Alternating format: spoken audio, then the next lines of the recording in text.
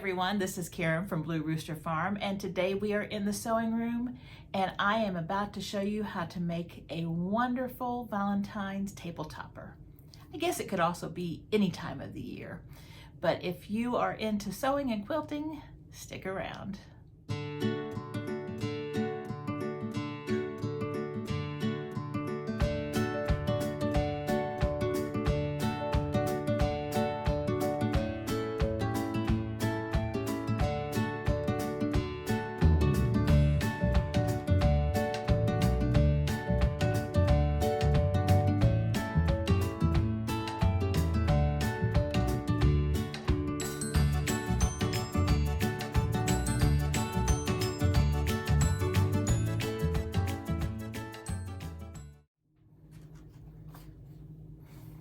Thanks for sticking around. Well, like I said, we're working on another project today and I'm going to be sharing this with you. And this is a really cute table topper. And I'll just hold it up right here for you. This is what we're going to make today.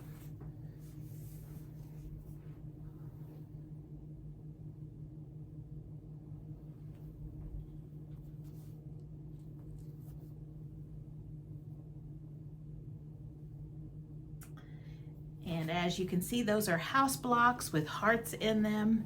And then we've got a really pretty border with some stars. So if you like this, I am going to be showing you exactly how we make this. And I'm also going to give you a download to have all the cutting directions so that you can make this too. This is an easy quilt to make. It's just basic straight sewing. There's not a whole lot of difficult things to do in this one. So if you are a beginner, you can do this. You'll just have to watch the tutorial and just pay attention to how things go together. Also, remember when you are sewing and quilting, make sure you have a really accurate quarter seam allowance. And that's really key to having good blocks. So let me bring you down to the table because I'm going to go over real quickly these directions. These directions you can find in the description box below. Just click on that link and it'll take you right to them. And they are free and you can print them off if you like. Again, this is just the cutting directions. It also has a few other things in there that might help, but if you want to know how it all goes together, you have to watch the tutorial. So the tutorial will show you everything you need to know. So I'm going to bring you down to the table so you can see this printout that I have, and that way we can go through it together. The first thing I'll do is just give you a little closer look at this. I've got it laying on my work table here. And just show you, this is made up of 4 house blocks and each house block has a heart in it. And I turned my house blocks, so I just turned a quarter turn and going around clockwise, and that way they're all going in different directions, so there's no top or bottom. And if you used it as a table topper, there's no direction to it. You could easily put something in the middle here and you'd see all of your houses. One thing that's really neat about this quilt or this table topper is the sashing. And when we do the sashing, we put these stars in, and then you get these stars and these neat border effect on the border. And I think that looks really nice. I've done several table toppers with that, and I always just think that turns out so nice. I did not use any fabric line. I just used different reds and creams and whites and pinks that were in my stash. So you can go through and pick out whatever colors or use a collection of fabrics that you like. This has the Valentine theme because it has the hearts, but really you could use this anytime. The name of it is The Heart of the Home, and it's a little table topper. This could also be a wall hanging as well. But I did machine quilt it with my long arm, and I just put a white backing on it. And I did use a tag that I've been teaching myself how to make these tags, and I think I've got it down. And so if you're interested in learning how to make tags or quilt labels, I have been working on that, and I think I've got it down. The only problem I have is that I forget to put it on when I'm putting the binding on. So I'm going to have to really work on remembering it. I'm usually so excited to get my project done that I just forget the label or the tag, and then I realize, in fact, that's what I did here. I had forgotten to put it on, and so I put it on afterwards, and so it doesn't look as nice, but it works. So let's see here. I've got my directions here for the cutting, and I'll just show you how these work. So let's take a look at these directions. First of all, it says the heart of the home quilted table topper. That is what I called it, the heart of the home, because of course you have the heart and the home. And I just divided it off by blocks. So here we have the house block and all of the pieces that are needed for one house block. So this is one single one. If you make this, you'll need to do 4 times what you have here. I know there are some people who like to do maybe just a pot holder with the house block, and that would be fine. Or just like to have this block and use it for other things. Maybe add it to another quilt that they have, a sampler or something. So I just wrote the directions for a single block, and that's why you only have a few pieces here. And I have each of the pieces labeled with a letter in case you need to label them to keep from getting them mixed up.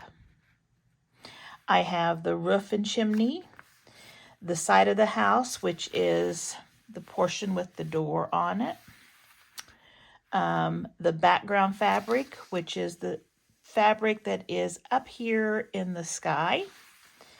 And then I have the heart block, and we're going to assemble this heart block right here separately. That's an easy little block to make, and you can use it for a lot of other things too once you've learned how to do the heart block. We've got the heart fabric and we've got the background fabric. So this is the heart fabric and this is the background fabric.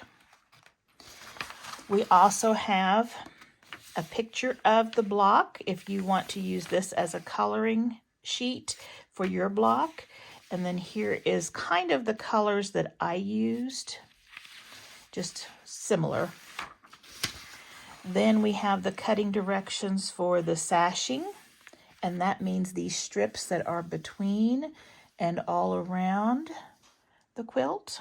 We have the cutting sizes for the star points, which are these points right here on the stars, and their centers, which is a square.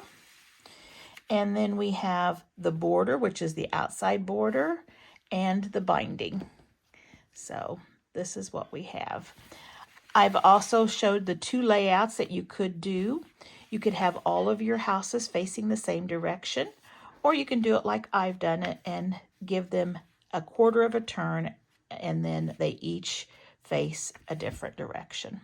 And I like the way that works with all the hearts in the middle. I think that makes it look kind of neat. And then the final 2 pages are just coloring sheets for you if you want to practice coloring. This is the one that has the one like I made, and this is the one that has all the houses in the same direction. If you have a line of fabric and you want to see what it would look like in this, you can use the colors that are similar to your line of fabric and color it in to see if you'd like that look in this quilt. So, you know, you don't have to use pink and red. I think a blue and white would be beautiful. Or a patchwork would be really pretty. All sorts of colors. So you get to choose whatever you like. I am really in love with reds and pinks, and so that's what I made. So these directions will help you throughout this tutorial. So I just want to give you a final look here. And this is our quilt, and I hope you enjoy making it. If you have any questions, please leave them in the comments. Also, if you decide to make this and you want to share it, please go to my Facebook page at Blue Rooster Farm and put it in the comments below the notification of this video being released. And I would love to see what you've made. It's always fun to see the spins that people put on different patterns. So I would love to see yours, so feel free to share that. I would love to see it. All right, I am going to move you right along, and here we have how to make this table topper.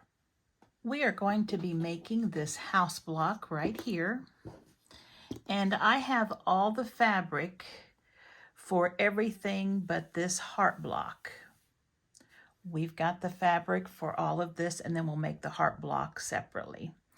So what I have is I've chosen this fabric for the roof, this fabric for the side of the house, and this for the background.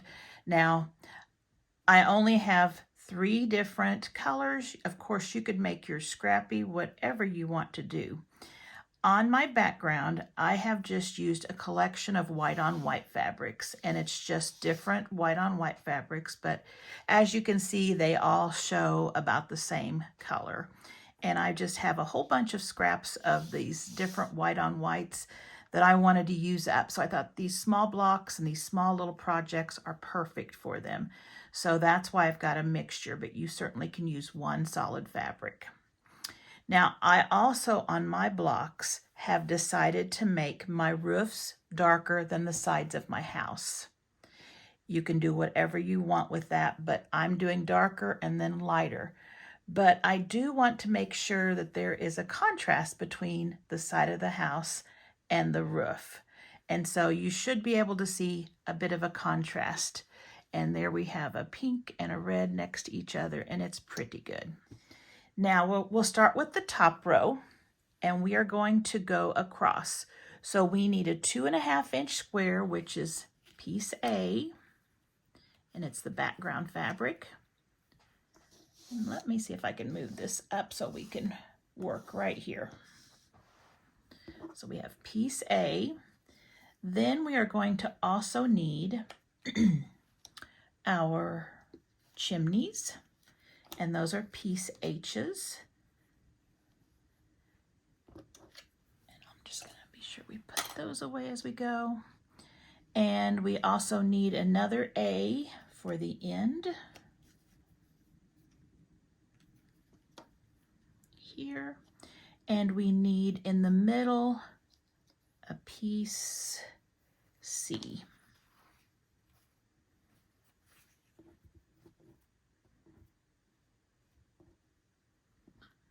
Just kind of lay it out. It doesn't have to be laid out exactly, just so you can see it when you're putting it together.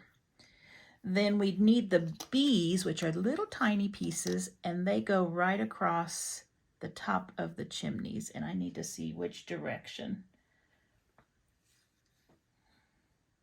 The white on whites can be really hard to see. Okay. Make sure I got my white on whites right here. Right.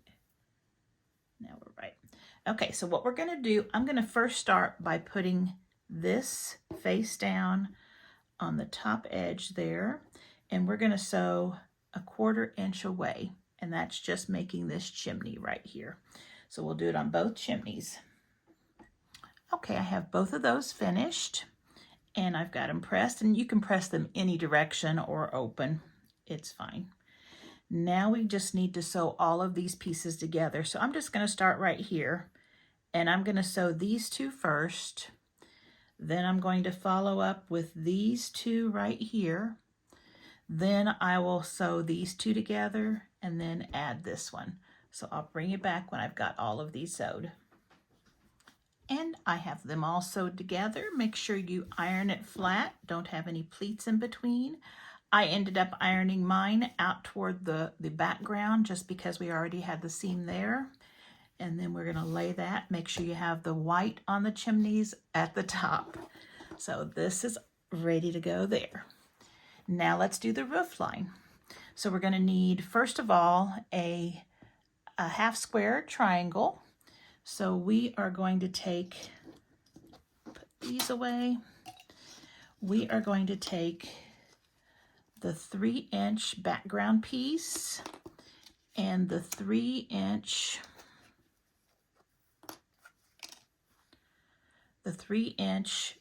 side of the house piece. That was D and D2.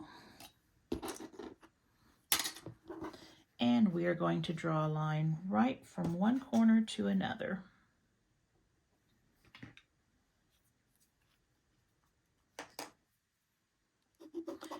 Now that we have our line going from corner to corner, we are going to be sewing 1/4 inch from both sides of the line. Okay, we have stitches on both sides, 1/4 inch away.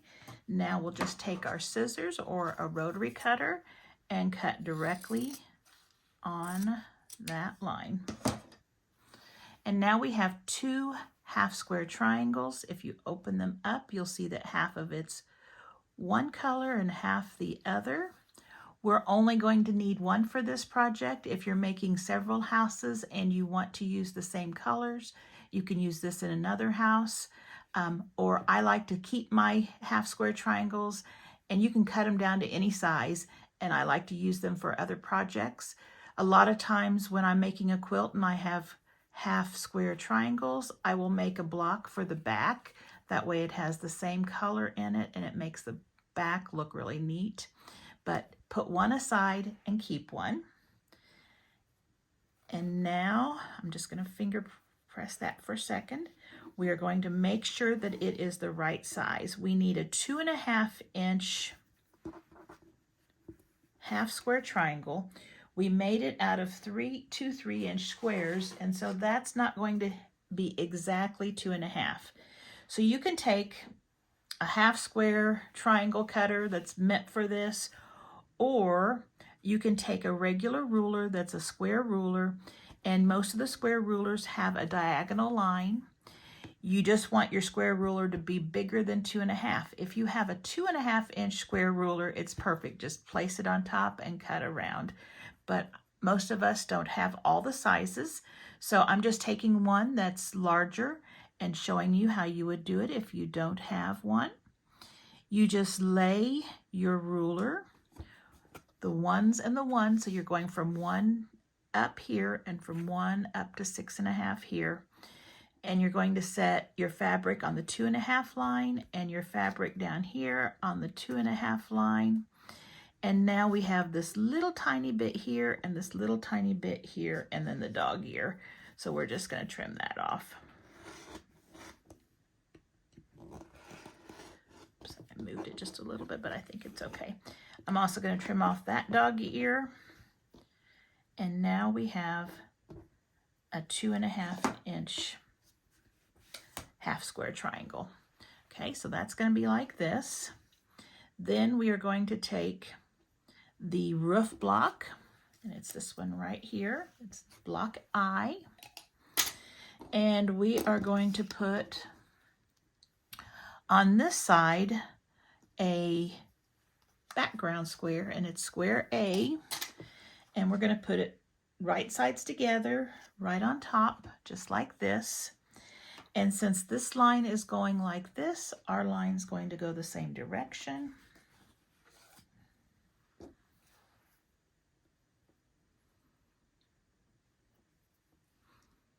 Draw your line.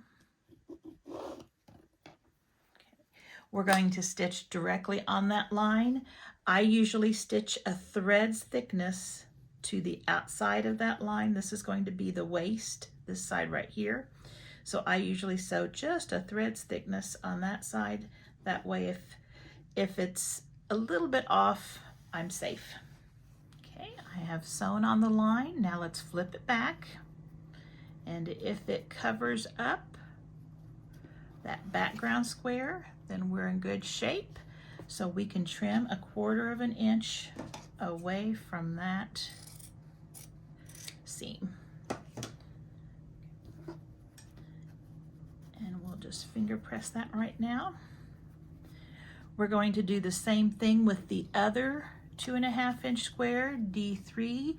This is the side fabric. It's this one right here. We're going to do a stitch and flip on this one, and if I would suggest not using any directional fabric on this. If you know how to deal with directional fabric, that's fine, but it can be a challenge with some of these stitch and flips.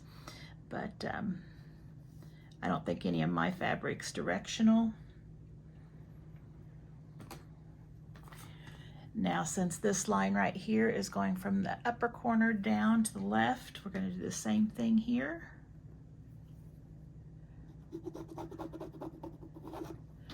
We've got that line. We are going to sew directly on the line. This part is the waist, and I'm going to do a thread's thickness just on this side of that line.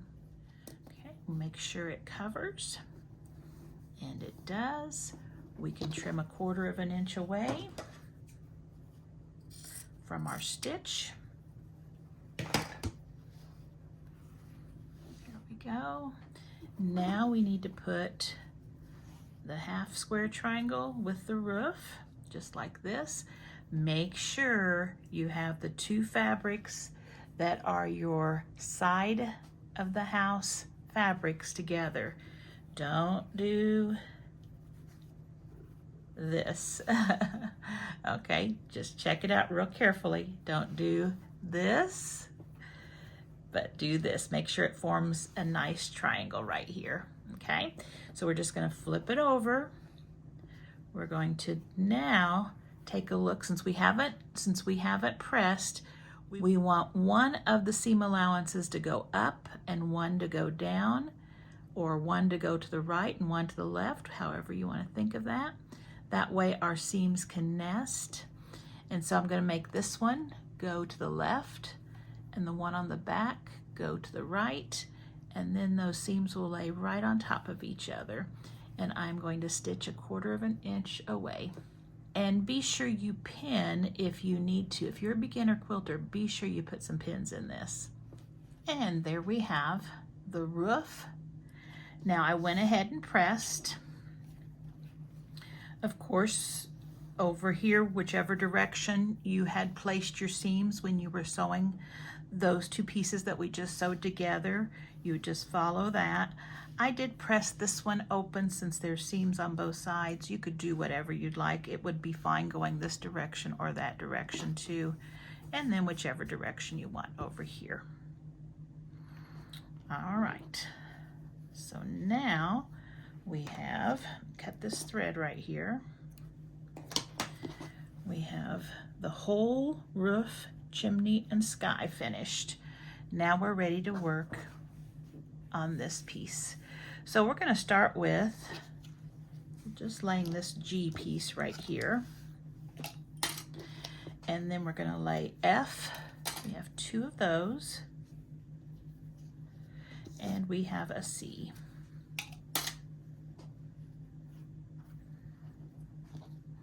Okay, what we need to do is we need to take this piece face down, this piece face down, and we need to sew 1/4 of an inch away from both edges, and that's going to be your door with the 2 side pieces. Okay, I have that finished, and I just pressed mine toward the dark side. You can press whichever way you want, it won't matter. There's no matching of seams there. And then we're going to take the top part of the house and put it face down on the top part of the door, and we are going to sew 1/4 of an inch away from the top. And there we have the side of the house with the door, and I just pressed up toward the dark side. Okay, so now we have all of this. So now let's piece the chimney part to the roof part, and all you need to do is just flip it down so they're right sides together, match up your ends, and here's where I do like to pin. I'm not a pinner usually, except when I have to match seams, and so I will pin here. Now I do notice that I have an open seam here, so that's fine. Just make sure your seams are both stacked on top of each other so they're matching. And then over here, the same thing.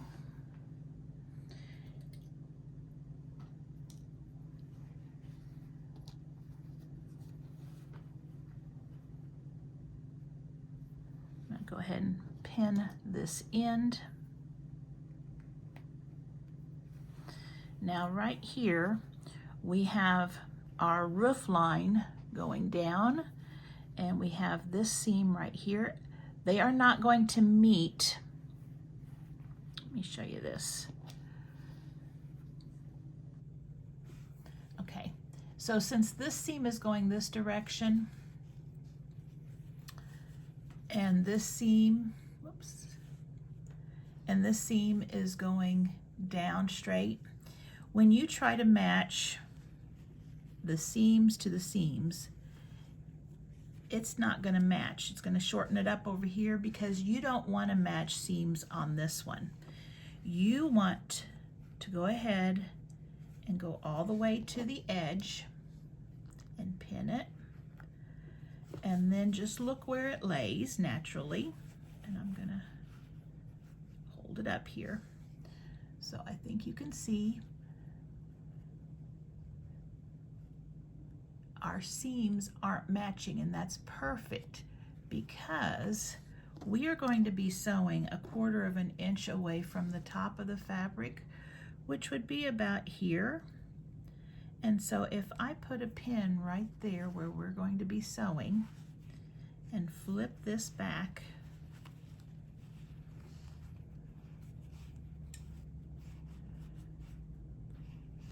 right there, it's hard to do, those seams are matching. Okay, so we're good. So I'm just going to pin it right where this pin is. Now I'm ready to sew it 1/4 of an inch away from the top. All right, and there we have the roof. Now, before we can go ahead and sew this piece to this piece, we need to have this block. And so let's make our heart block. For the heart block, which is this block right here that's inserted into the house block, you're going to need 2 fabrics that are the heart fabric, the dark colored red here, and those are going to be 2 inches by 3.5 inches, and you do need 2. You're going to need the bottom corners here for your heart block, and that's going to be out of your background fabric, and you'll need 2 of those at 2 inches square. You're going to need the squares up here that we snowball the top of the heart with, and you'll need 4, and that is 4 1-inch squares. Then you're going to need a side borders and a top and a bottom border. And so for the side borders, they need to be 1.5 inches by 3.5 inches. And the top and the bottom one, it needs to be 1.5 inches by 5.5 inches. And of course, 2 of each of those. So now that we have all of our fabric cut out, it is time to put it together. So the first thing we're going to do is we're going to take the K pieces and we're going to lay them out like this. We're going to take the L's and we are going to lay them out like this, matching up all the sides.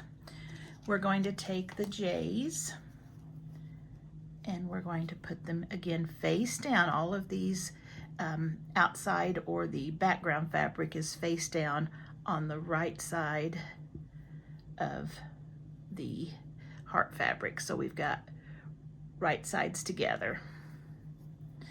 Now, if you're wanting to make sure that these are going all the same direction, you'll have to be real careful. Mine is a scrappy quilt. Even though we do have a little bit of a direction in this fabric, I don't care which way it goes. It's just going to be scrappy. So I'm just putting those in there. So now that I've got them laid out like that, Now I know that I am going to need to stitch these on the diagonal. Now I'm going to go ahead and draw lines. Sometimes with these little tiny pieces, it's easy enough to eyeball them, or if you have the seam tape on the base of your sewing machine, you can use that. But if you're a beginner, this is the best way to do it. Just make sure that your lines go from corner to corner. And then of course, this one's going to follow that direction. I'm using a heat erasable pen, a friction pen, and it probably won't be seen, but it is right on the seam line. So whatever you use, you don't want it to be easily seen. So if you use a pencil, just kind of lightly do it.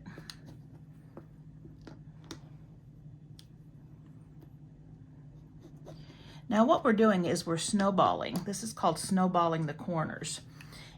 And it's also called the stitch and flip method. I think snowballing is probably the older term. So when we sew this, we're going to be sewing on the lines. Now what I like to do is to ensure that I have, I keep the shape of my rectangle and make sure that I don't get it very wonky, is on the outside portion of the line. So this would be the outside portion, this would be the outside portion, this would be the outside portion. I like to go just like a thread thickness above that line. Just a thread thickness, so just right next to that line. And what that will do is it will make it so that this, when it flips back, will more likely cover your block and hold the shape, hold the rectangular shape. Because if you sew it off, you could get something, let me just make it a little more exaggerated. You could get something like that. And you can see that that would not, because you're not going to have this, that distorts the shape of that rectangle.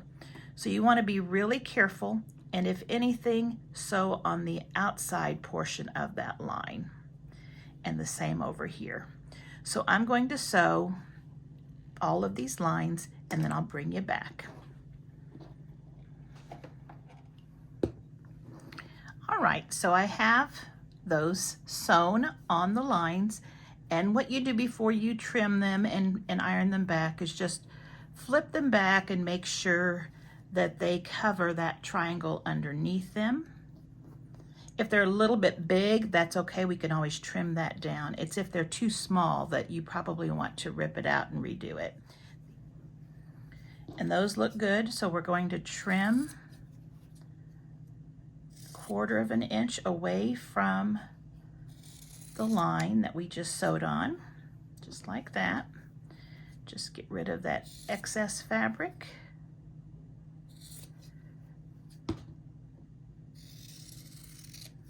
And we will throw this away. And we've finished with these squares, so let's put those in there. And I'm going to press these, and then we'll come right back. And here we go. Now I have learned when I make these heart blocks, when I press them, I press one side to the background and I press the other toward the heart. And the reason why is because when we do this next step, we're going to put them together. The seams are going to nest and make it much easier to match up. And when we say nest, that means because we have one seam allowance going this way and one seam allowance going this way, when you set them together, they just kind of lock together, and that seam is right on top of each other. And that's going to make a nice connection, and you'll have a nice point right here. So we're going to do that on both sides, and if you need to, go ahead and put pins in, especially if you are a beginning quilter. I am to the point now where I know I can hold this and get it into the right spot and manage it, so I'm going to be fine. And so when we fold this back, our seams met nicely, so we have a nice point. And I'm going to press this open. That will, because we have a lot of seams coming together on both sides, it'll lay flatter if I do it open. So I'm just going to press that open. Let's add our borders. We're going to start with the short pieces on the side. So we're going to do these two first. And so we'll put one here and one here, right sides together. We'll sew 1/4 inch away, and I'll bring you back. So I went ahead and pressed after I finished sewing them, and I pressed toward the borders because there's no seams out here, so that lies really nice and flat. Now let's add the top and bottom border. We're going to do the same thing. We're going to stitch 1/4 inch away from the top and 1/4 inch away from our bottom. I will press, and then I'll show you the finished heart block. And there is our cute little heart block, and it's ready to go into the house block. So isn't that cute? Now we have all of our pieces ready to finish up our house. So here's that heart block, and then here's the house block that we had made. And we couldn't attach this yet because we needed to get this piece attached to the side of the house. So we're just going to put this right sides together, so 1/4 inch from the edge there. And we have that one ready. I just pressed to one side. So now we are ready to finish up our last stitch. We're going to take this piece, place it face down on the bottom part of the house, and this time we have just one seam we need to be careful with, and that is this seam right here and this seam right here. And again, we're wanting to match it where it's 1/4 inch away. So it's not going to line up right directly here. It will have this seam about 1/4 inch away, and it looks like that's going to be good. So since they're 1/4 inch away, I feel pretty confident when I lay this right sides together, matching my ends, that it's going to match quite well. Now, as a beginner, your accuracy on your 1/4 inch seams may not be as good. So you may want to just be real careful with that. But if you're not sure, go ahead and place those two seams together. Take a pin, go down 1/4 inch from the top of the edge, and it should pierce the seam on the other side, and it does. So I'm just going to put a pin right there. And then I want to make sure that I start on the edge here and end over here. So I will put a pin at the very end so nothing gets pulled. Okay, and I'm ready to sew. And there's our finished house block. And I just pressed, I've got a couple threads here I need to trim. I just pressed that one down because there was just one seam right there. And so that was fine. So now we've got that one and the one that I had made earlier that we were looking at. And so I need to make 2 more. So I'm going to make 2 more, and then I'm going to bring you back when I get those done. Now we're ready for the sashing that goes in between the house blocks. It is going to go on each side of the house block. And so there are going to be 12 pieces of sashing, and these measure 2 by 9.5. And I'm just using a light for mine. You can decide how you want to color yours. The reason I went with a light was because my background was light, and I could have gone with another white on white just like this, but I decided to follow more of what I've been doing in the house blocks to kind of pull those in and to have it not quite such a sharp contrast. And so I just chose a red small print on kind of a creamish color. And you just decide the color of your fabrics and how you like them. Now this sashing is not your ordinary sashing. This sashing is going to make a star. And so in order to make that star, we are going to take each piece and we're going to do the stitch and flip 4 times on each sashing. You might also call that snowballing. We're going to snowball all 4 corners. And we're going to use 1.5-inch square pieces. And you're going to need 48 of these. So you can go ahead and before you even start, if you need your line to sew on, you can go ahead and mark all 48 with a diagonal line.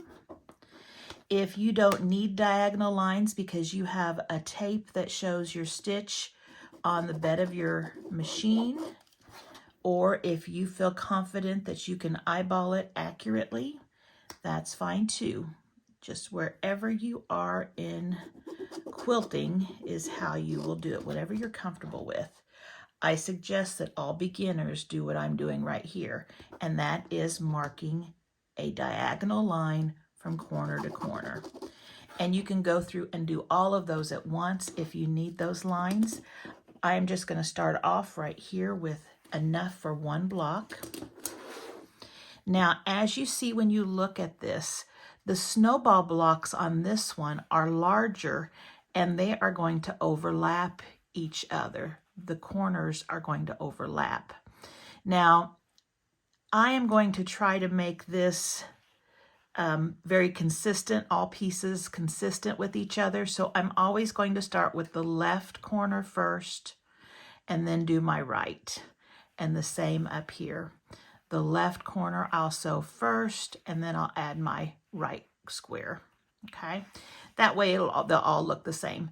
If they don't look all the same, no one's going to notice. It still will have the same shapes, but you kind of get into a habit if you do it the same way, and that's what I like to do.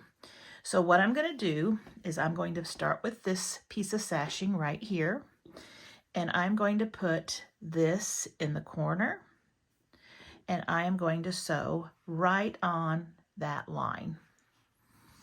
Okay, we're going to fold it back. Make sure it works. Yes, it does. I'm just going to finger press it right now, and I'm going to trim off that excess fabric. And we just trim off 1/4 inch from the seam that we just sewed. And I'll just get my threads there. So I'm just going to finger press it. Now I'm going to take this piece again, the right side's facing. I'm going to put this one so that my line is going this way. And again, if you need to pin, be sure you pin. Beginners, it's probably a wise thing to do is to pin this down. If you pin, I would probably pin right over here or right up here in this corner. And then you're going to sew from here to here, right on that diagonal line. Pull it back to make sure that it's good, and that looks good. So we are going to cut it 1/4 inch away, just that back piece. And we can just finger press it for right now, and then we're going to turn it over and we're going to do the same thing. Again, I'm going to do the left square first. Whoops, and I've got these marked already, so I'm going to use these. And make sure that your diagonal line goes this way. Same thing that we did a while ago. Flip it back, check it. If it looks good, if it lines up with the background one, trim that background off. And there you have that. We've got one more. This diagonal line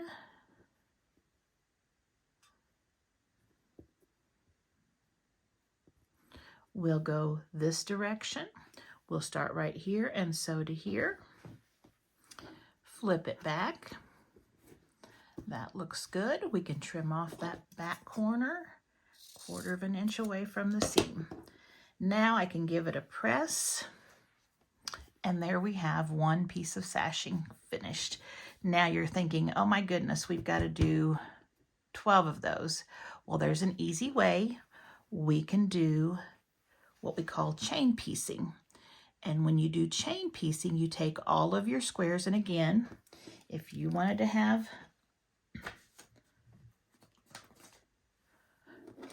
lines on them, make sure you have your line. I'll just get a couple here.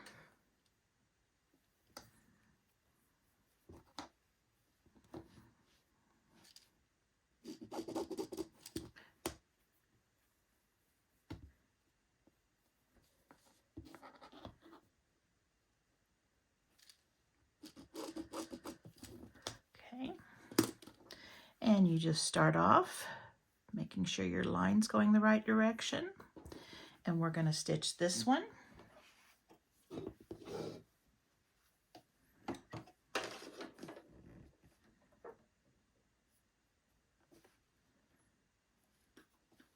Make sure that your edges of your fabric are matched up right on each other.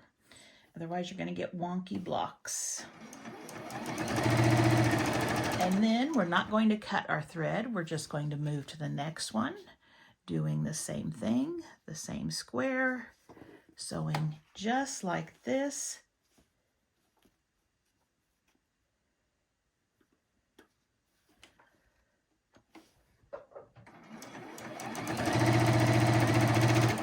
And we'll keep going until all 12 are done.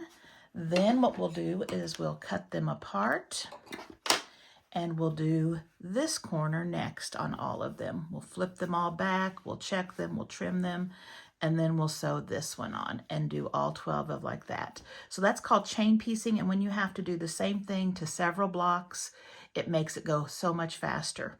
Now, if you are pinning, what I suggest is before you start your chaining, go ahead and pin all of your blocks and have them ready, and then you can just feed them all at once.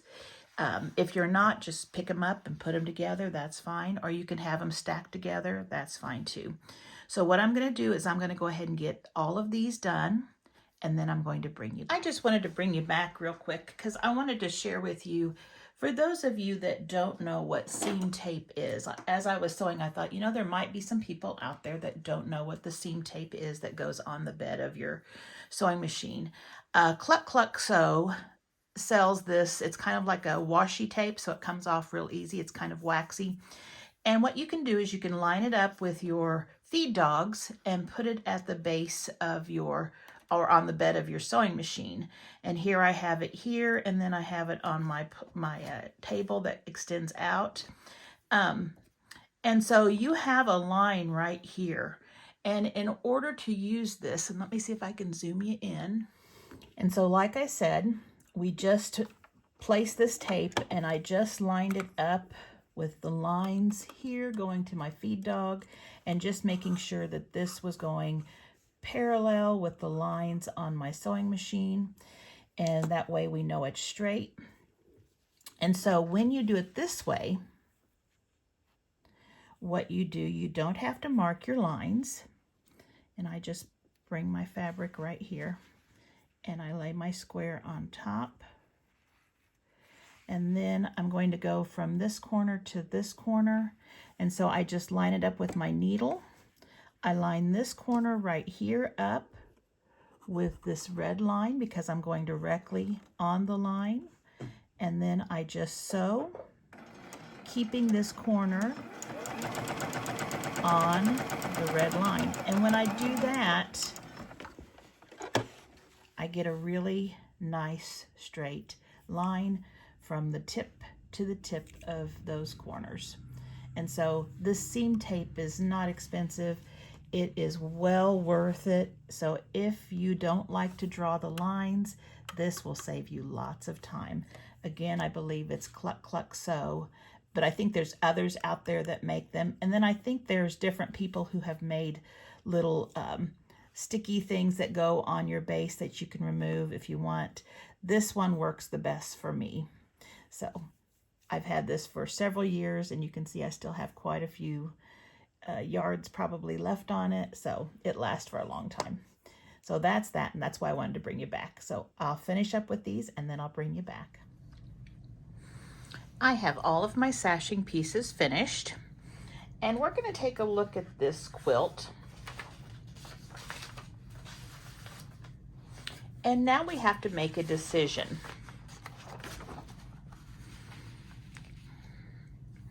Do we want the houses to be turning like this, and then you have this nice white square with a star in the middle and these hearts also turning? Or do you want the houses all going in the same direction? It's totally up to you. I'm going to go with this pattern right here. So I'm going to set this one aside. And so I need to go ahead and set my blocks in that direction. So this one goes up. We make 1 turn clockwise. We make 2 turns clockwise. We make 3 turns clockwise. And there we have it. Okay, roof, roof, roof, and roof.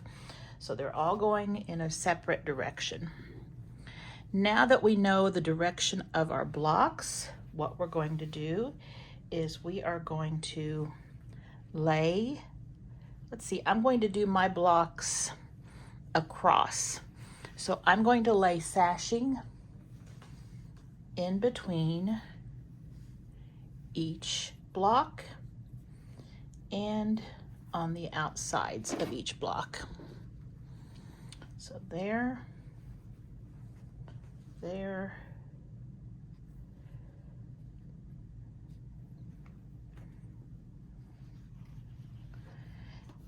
and so we're going to be sewing this quilt in rows. If you were going to go it this way, you would have the sashing in between, but we're just going to stick with rows.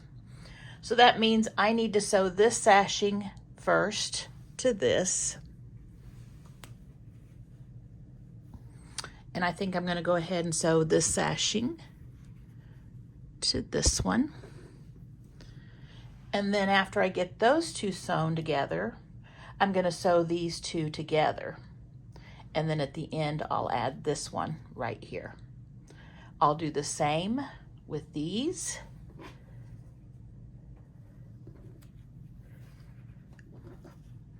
After I sew the sashings onto the blocks, I will sew these 2 blocks together, and then I'll sew this to the strip. So I'll bring you back when I have these all sewn together. Okay, I have all my rows sewn together, just like this. And when you get it to this point, be sure you check to make sure all of your houses are going in the right direction, okay? Because it's really easy to get them turned, especially when you were sewing the sashing on. So be sure at this point that they're all going in the right direction. Now what we need to do is we need to get the sashing strip that goes in the middle and the sashing strip that goes at the top and on the bottom.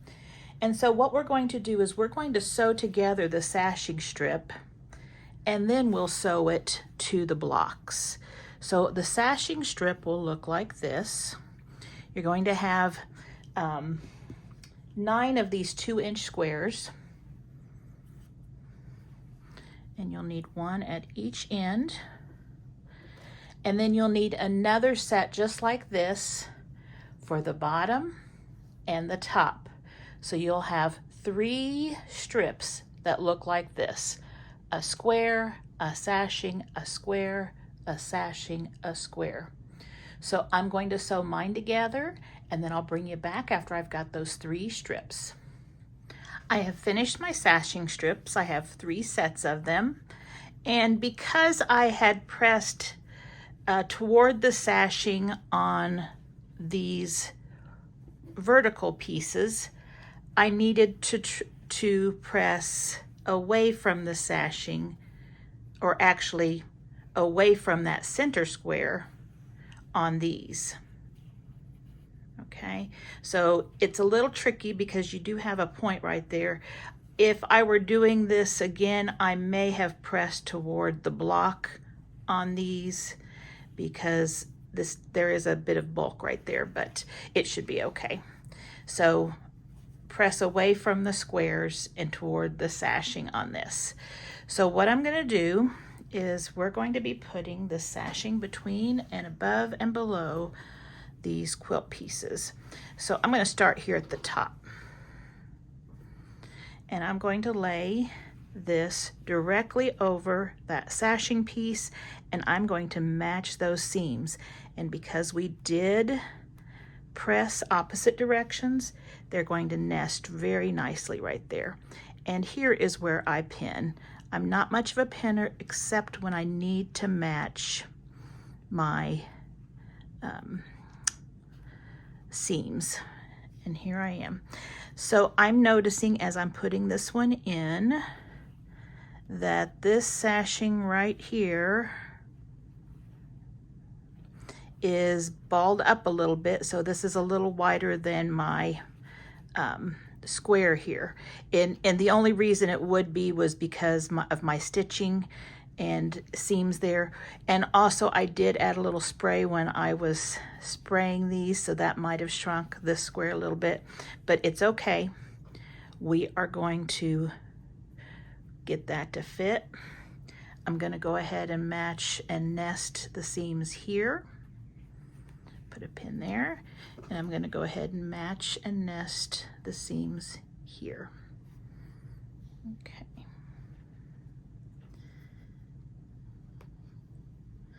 So something that I've done right here caused that to have a little bulk. So when I sew this, I am going to sew this with this side on my feed dogs because that will take up this excess fabric. And it doesn't have a very long way to go.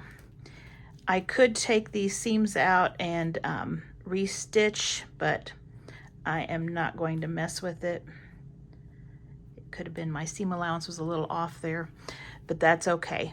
I am just going to stitch, and when I get here, I'm just going to ease that fabric in, and there might be a little bit of buckle when we're done, but once it's quilted, you won't notice it.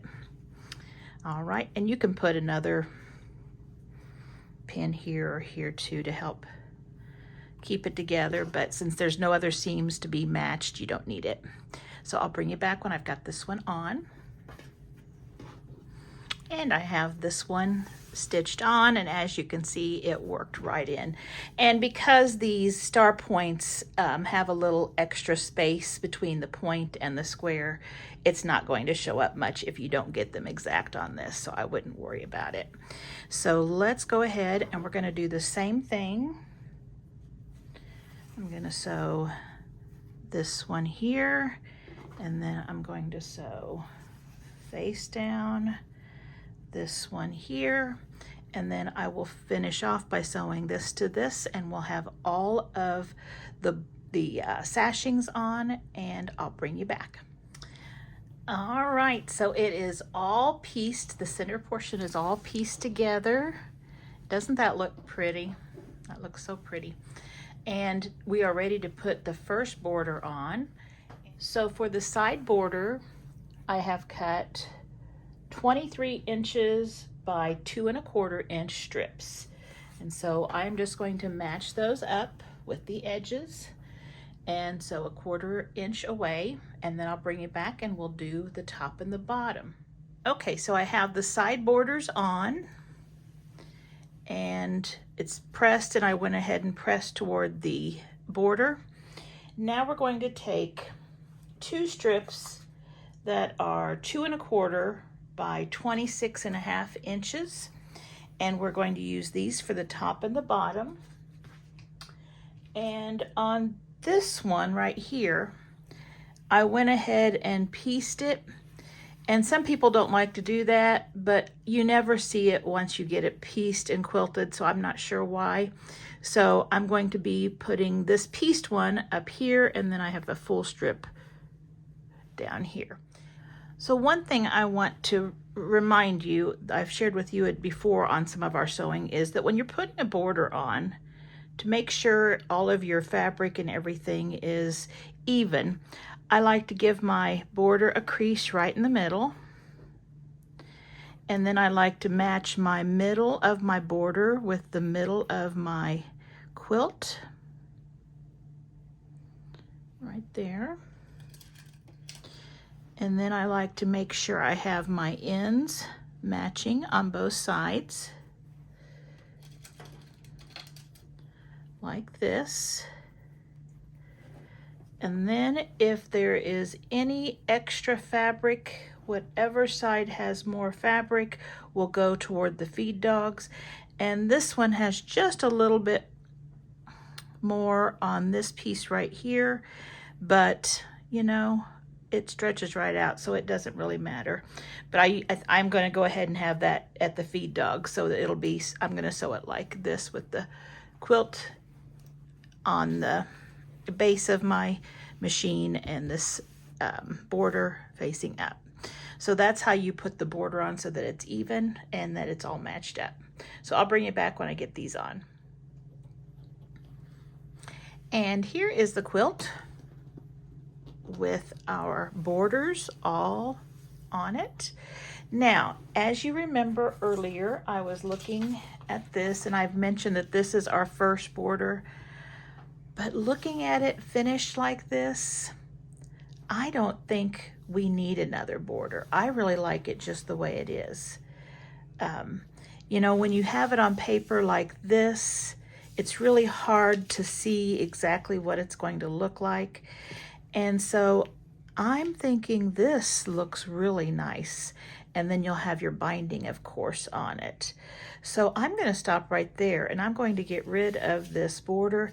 It originally was going to be a 2.5-inch square scrappy border, because this is an even size quilt, so they would line up just fine. And you can certainly do this if you want. And I just used various reds that we had in the quilt and some others that kind of went along with it.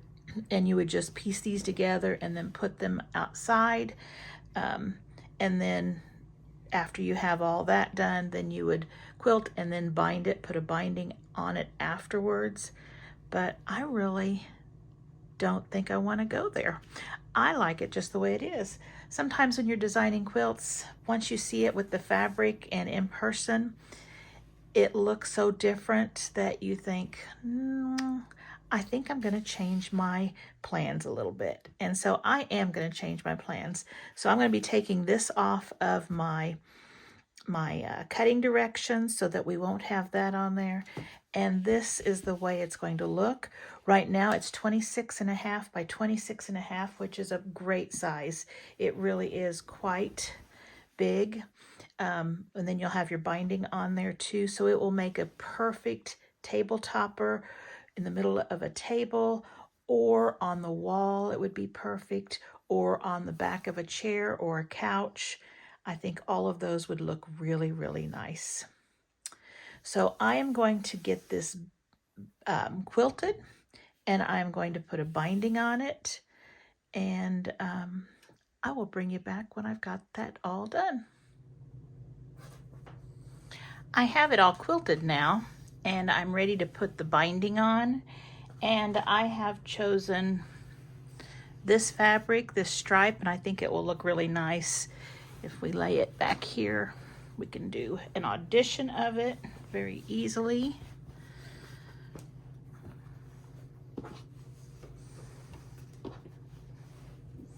Need a little more room right here, I think.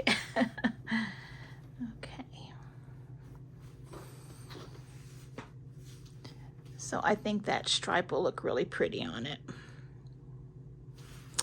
So I've gone ahead and I've cut 3 strips that are 2.5 inches wide with the fabric, and I've sewn them all together at a diagonal, and we do diagonals just because that will reduce the bulk when you are sewing your quilt. So here is a seam right here, like that.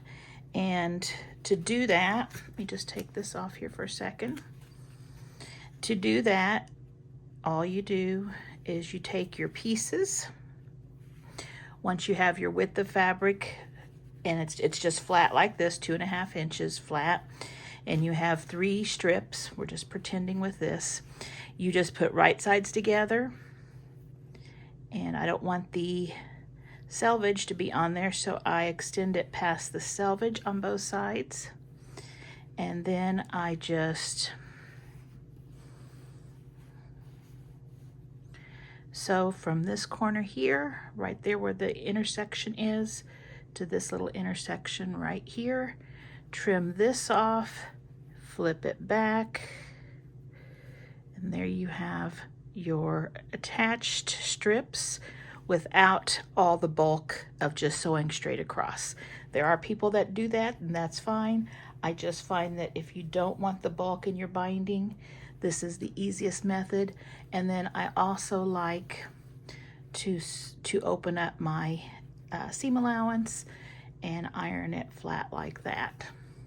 So you see how the seam allowance is now spread out through this distance. It doesn't overlap any, and so we have less bulk. So here I have 3 strips, 2.5 inches by width of fabric, and this is 26.5 by 26.5 right now. Anytime you're doing a quilt and you need to figure out how much binding you need, just Google binding, binding generator, and that will come up and it will show you. You just plug in the size of the length and the width of your quilt.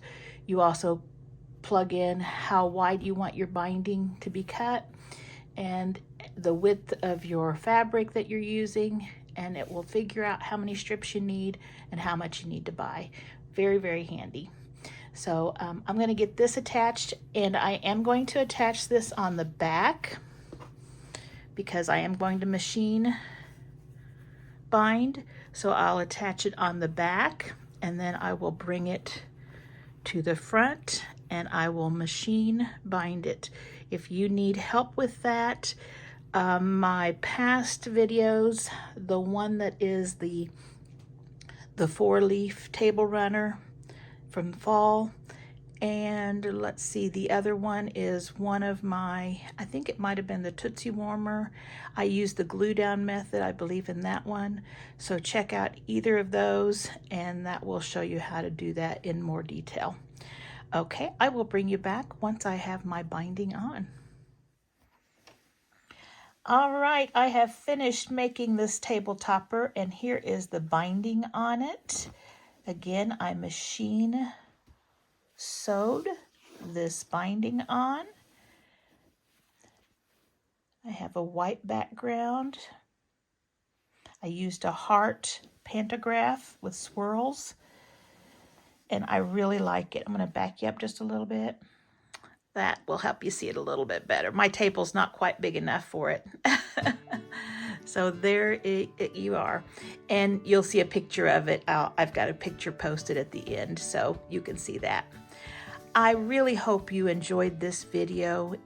If you did, please consider subscribing. I would really appreciate that.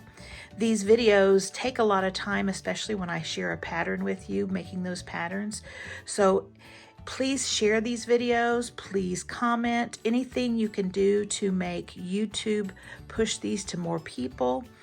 And that way it will make it so that I can share more videos like this. Thank you so much for watching, and I hope to see you back here next time.